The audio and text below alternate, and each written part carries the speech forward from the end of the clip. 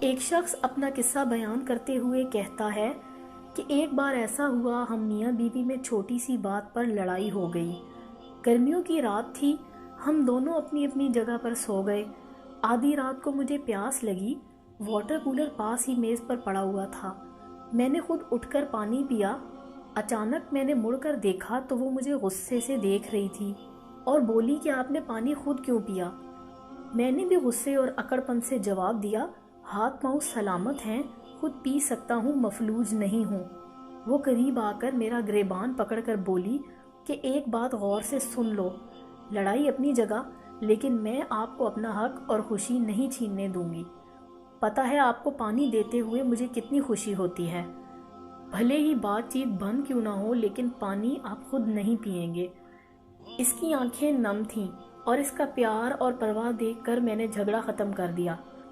اور اب 10 سال بعد جب رات کو 3 بجے پانی پینے کے لیے اٹھتا ہوں تو دیوار پر لگی اس کی خوبصورت تصویر بھیگ جاتی ہے، یا شاید میں اسے بھیگی ہوئی آنکھوں سے دیکھتا ہوں اور یاد آتا ہے وہ کہتی تھی کہ محبت مر نہیں سکتی۔